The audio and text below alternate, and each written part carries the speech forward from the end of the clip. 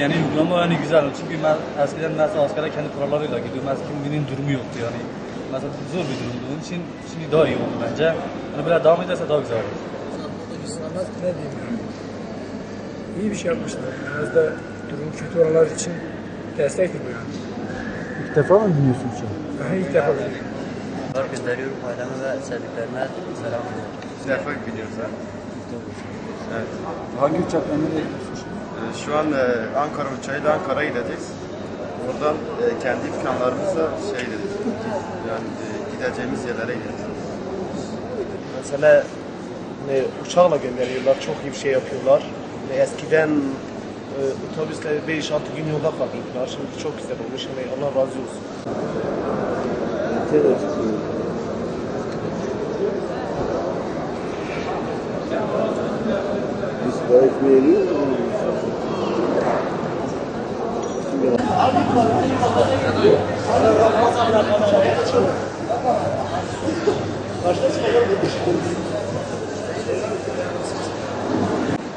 Sıra. Eray bu nasıl? Al. Yaparız. Getirirsin.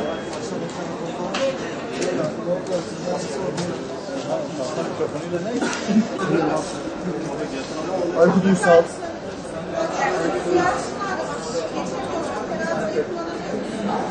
Arkadaşlar bu tarafa doğru geçelim. Bak burayı kapatacağım. Olmuş. Şöyle geçin.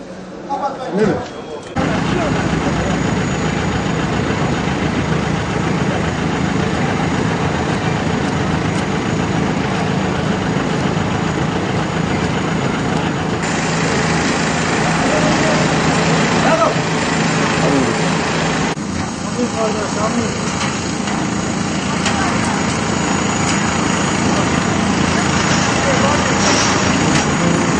Ankara geldik hala.